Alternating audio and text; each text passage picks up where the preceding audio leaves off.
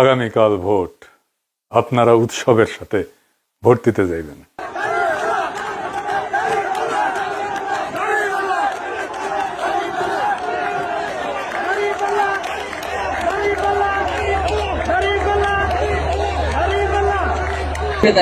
অবশ্যই দাঁড়িপাল্লা।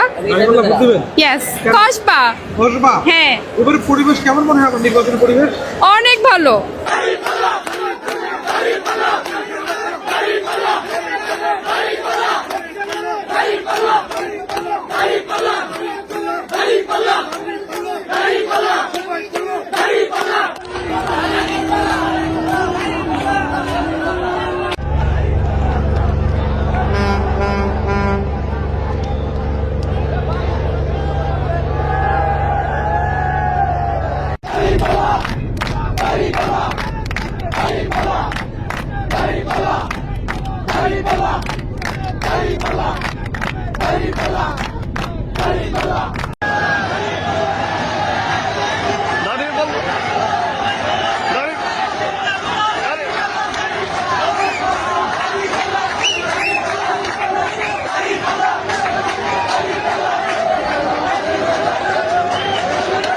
এত বছর ধরে ভোট মানেই ছিল ভয়, কারচুপি, নাটক আর আগেই লেখা ফলাফল।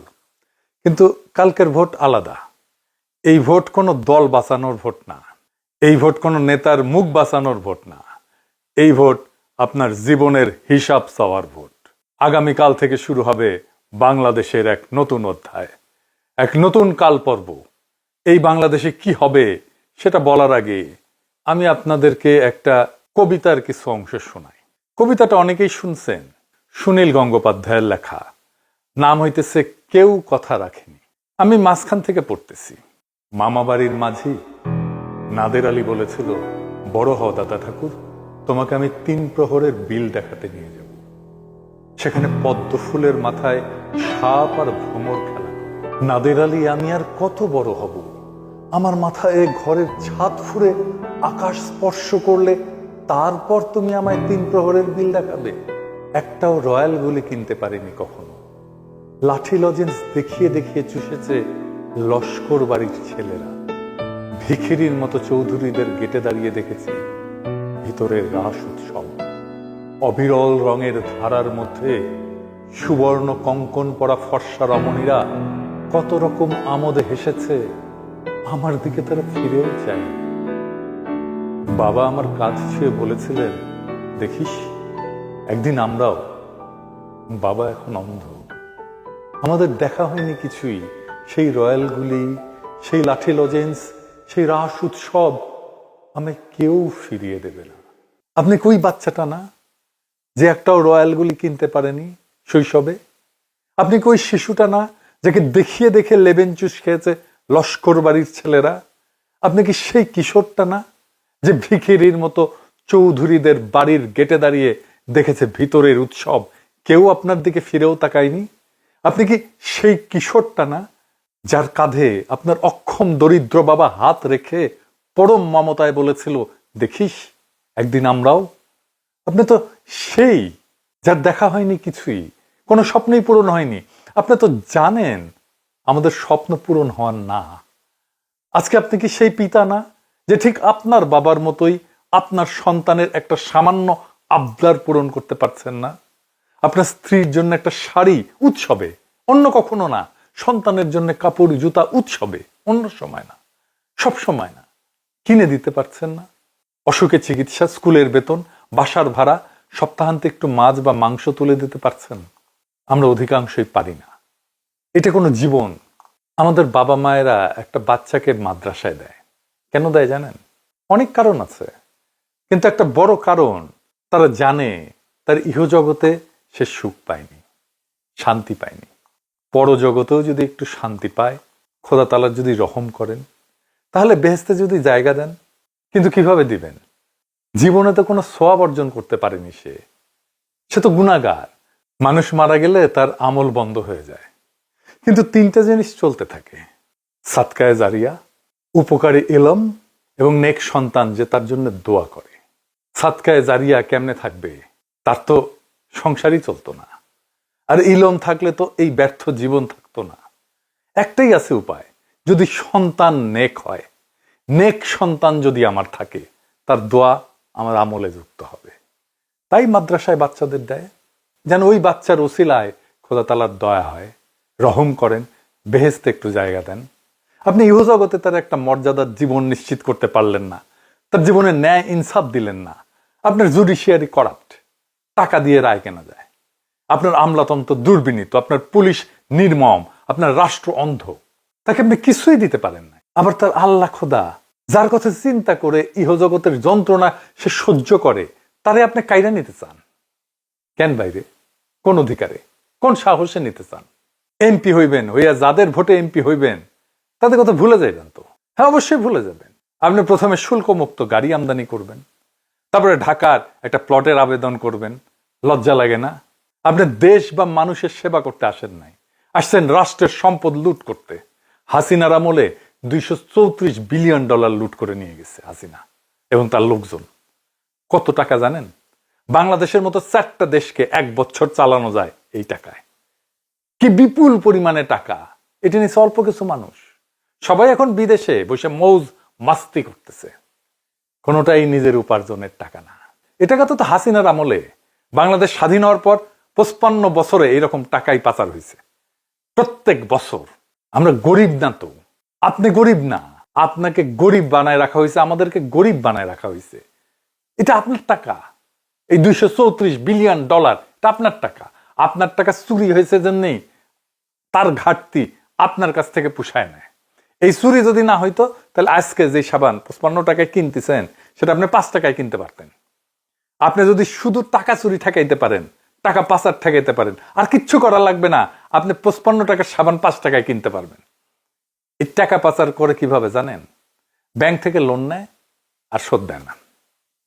ব্যাংকের যে ম্যানেজার ডিরেক্টর যে লোনটা দিছে সেও জানে এই টাকাটা ফেরত আসবে না, নিজেরাও কিছু নেয় আর লোন স্যাংশন করে দেয়, আর টাকাটা লোন নিয়ে পাঠায় দেয় দেশের বাইরে হুন্ডি কইরা, আর শোধ দেয় না টাকাটা। এইটারে বলে খেলাপি ঋণ। টাকা পাচারের সবচেয়ে বড় সিস্টেম হইতেছে এই খেলাপি ঋণ।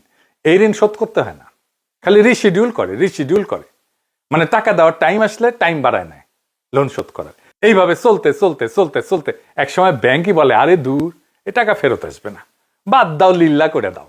কি মজা! বিএনপি বলতেছে দুর্নীতি দূর করবে, টাকা পাচার থামাবে, পারবে না। টাকা পাচার করার জন্য তো বিএনপি ইলেকশনে আসছে। এদের ক্যান্ডিডেটদের 59% খেলাপি ঋণ আছে, মানে 300 ক্যান্ডিডেটের মধ্যে 177 জনের খেলাপি ঋণ আছে। সে দেখে শুনেই এই চোর ডাকাতদের নমিনেশন দিছে। আপনি এদের ভোট দিবেন আর 55 টাকার সাবান 70 টাকায় কিনবেন। এখন দেশে থাকতে ঈদের সময় নানা ধরনের অনুষ্ঠান হয়, সংবাদ হয়। একটা সংবাদ দেখছিলাম, একজন বুড়ি মহিলা, তাকে জিজ্ঞেস করছে ঈদের দিনে আপনি কি খাবেন? ওই বুড়ি মহিলা বলছে, একটা ডিম পাইলে রান্না করে খাইতাম। এইটা আমাদের দেশের মানুষ, আর এই দেশের মানুষের টাকা চুরি করে, এই দেশের মানুষের টাকায় ফুটানি করে। তো বিএনপি না আসলে তাহলে কি হবে? জামাত এনসিপি এই সিস্টেমের মধ্যে নাই, তাদের দলে চোর নাই, তাদের ক্যান্ডিডেটদের মধ্যে খেলাপি ঋণ নেওয়ার লোক নাই। তারা আগে ক্ষমতা তো ছিল না, তাদের বিরুদ্ধে লুটপাতের কোনো ইতিহাস নাই, তারা পারফেক্ট না আমি জানি, কিন্তু তারা ক্লিন, পরিষ্কার এই রাষ্ট্রকে গড়ে তোলার যে পরিস্থিতি তাদের, তার মধ্যে কোনো খাদ নাই, এই প্রতিশ্রুতির মধ্যে কোনো প্রতারণা নাই। আর এই 12 তারিখে জামাত এনসিপি জিতলে আমরা কোথায় যাব? মির্জা ফখরুল বলছেন আমরা নাকি দেশটাকে পিছাই নিয়ে যাব। যে ঠিকই বলছেন, আমরা পিছায় যাব খেলাফায়ে রাশেদিনের ইনসাফের যুগে। সেই যুগে যাব যেখানে শাসন মানে ছিল না ক্ষমতার দম্ভ, শাসন মানে ছিল সৃষ্টিকর্তার কাছে জবাবদিহি। আমরা যাব সেই শাসনের দিকে যেখানে আমির রাতের অন্ধকারে শহরে ঘুরে বেড়াইতেন, নিজে কাঁধে খাবারের বস্তা তুলে নিতেন, খুঁজে খুঁজে দেখতেন কোথাও কোনো মা, কোনো শিশু না খেয়ে আছে কিনা, কোথাও কোনো শিশু অনাহারে কাঁদতেছে কিনা। যেখানে শাসক বলতেন ইউফ্রেটিস নদীর তীরে যদি একটা কুকুরও না খেয়ে মরে তার দায় আমার উপরে। সেই খেলাফতে শাসক কোনো আলাদা শ্রেণী ছিলেন না, তার জন্য ভিআইপি টার্মিনাল থাকতো না, তার জন্য প্লেনে ফার্স্ট ক্লাস বিজনেস ক্লাস থাকতো না, তার জন্য আলাদা ভবন থাকতো না, তিনি থাকতেন সাধারণ মানুষের মতো, খাইতেন সাধারণ মানুষের খাবার, তাই তিনি কাঁদতে পারতেন সাধারণ মানুষের কষ্টে। হ্যাঁ মির্জা ফখরুল, আমরা পিছনেই যাইতে চাই, আমরা সেই পিছনে যাইতে চাই যেখানে রাষ্ট্রের শক্তি ছিল ইনসাফ, আইনের শক্তি ছিল নৈতিকতায়, আর রাজনীতির মাপকাঠি ছিল সৃষ্টিকর্তার প্রতি নত হওয়ার ক্ষমতা। আর আপনাদের সামনে যাওয়া যদি হয় লুটের স্বাধীনতা, ভয়ের শাসন আর মিথ্যাকে নীতিতে পরিণত করা, তাহলে হ্যাঁ, আমরা সেই সামনে যাওয়া চাই না। আমরা ফিরে যেতে চাই খেলাফায়ে রাশেদিনের সেই ন্যায় ভিত্তিক শাসনে, যেখানে ক্ষমতা ছিল ইবাদত আর রাষ্ট্র ছিল মানুষের আমানত। জামাত এনসিপির সরকার ক্ষমতায় আসলে একটা জিনিস ধরে রাখতে পারেন, বাংলাদেশ থেকে দুর্নীতির উচ্ছেদ হবে। তারপরে আমরা বাংলাদেশকে একটা দরিদ্র বান্ধব রাষ্ট্র হিসেবে গড়ে তুলব।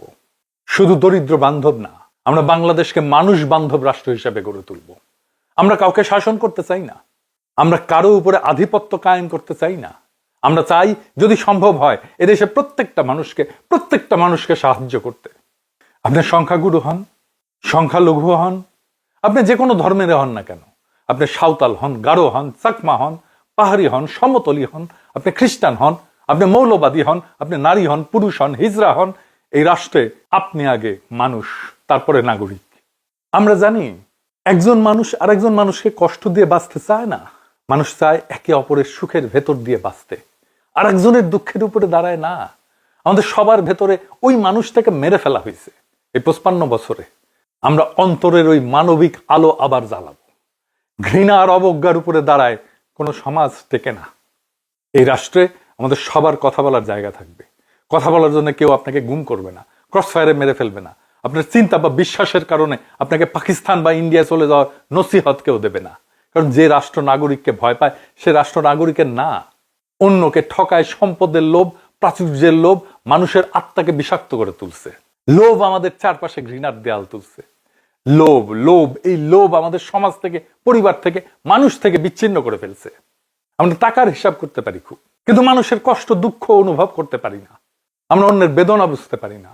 আমাদের সমৃদ্ধির চাইতে বেশি দরকার মানবিকতা, চাতুর্যের চাইতে বেশি দরকার দয়া, কঠোরতার চাইতে বেশি দরকার কোমলতা। আর এই গুণগুলো না থাকলে জীবন সহিংস হয়ে ওঠে। আর ঠিক তখনই এইভাবে সবকিছু হারায় যায়। স্বপ্ন হারায়, কল্পনা হারায়, অন্যকে সাহায্য করার মনটা হারায়। আর আমরা মানুষ থাকি না, জিন্দা লাশ হয়ে যাই। এই দেশে সবার জন্য জায়গা আছে। এদেশের মাটি এতটাই উর্বর যে সবাইকে খাওয়ানোর জন্য পর্যাপ্ত শস্য উৎপাদন করতে পারে, যদি আমরা সঠিক পথটা খুঁজে পাই। জনগণের যে ক্ষমতা কেড়ে নিছিল হাসিনা, এইবার সেই ক্ষমতা জনগণের হাতে ফিরাই দিতে হবে আমাদেরকে।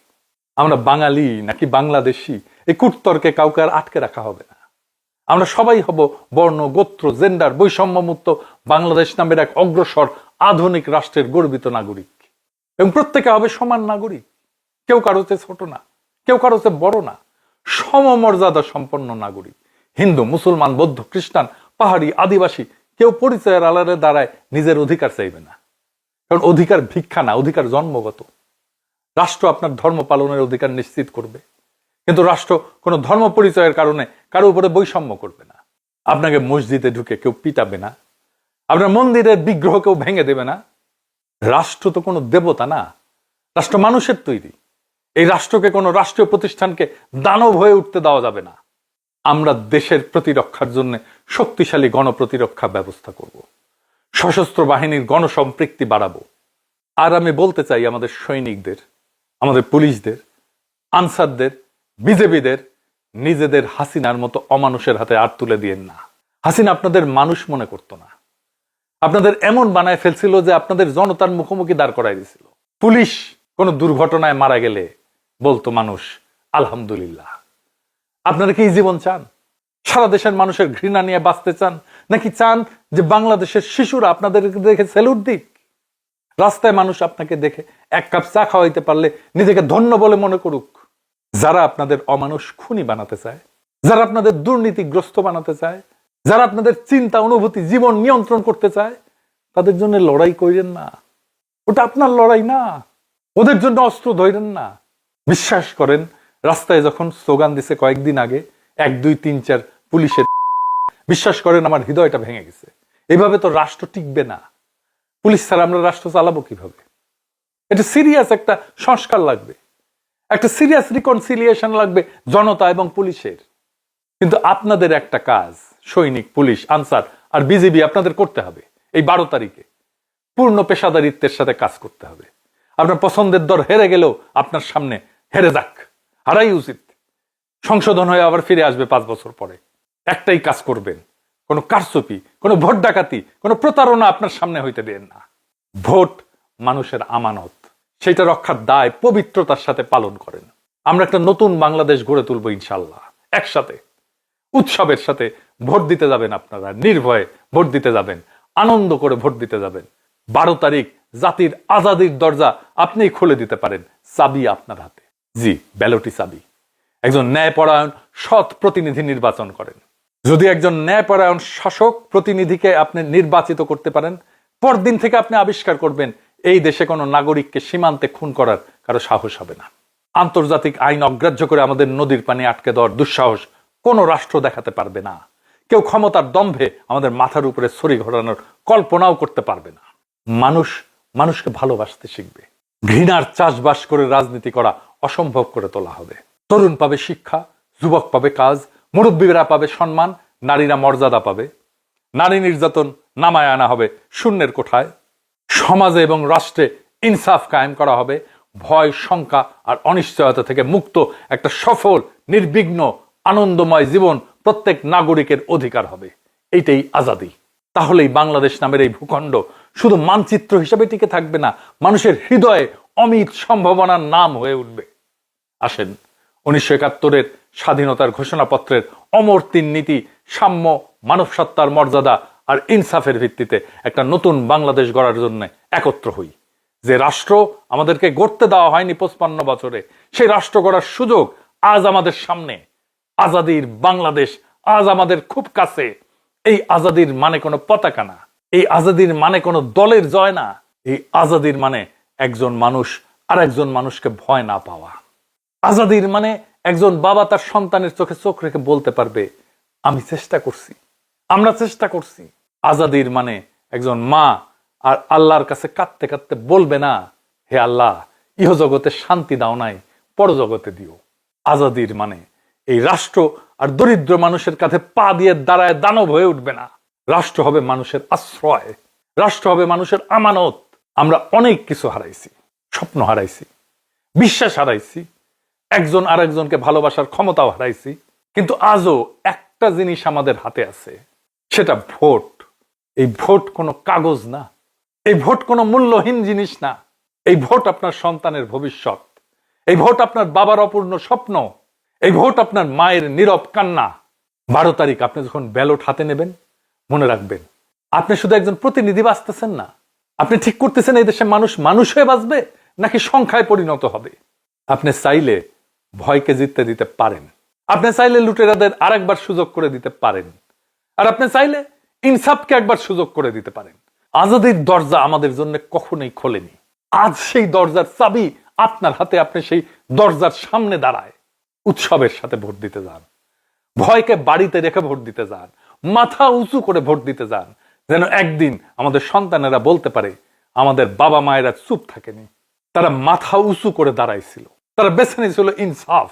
মহান সৃষ্টিকর্তা আমাদের এই অসমাপ্ত কাজ সম্পন্ন করার তৌফিক দিন। ইনকিলাব জিন্দাবাদ, আজাদি জিন্দাবাদ।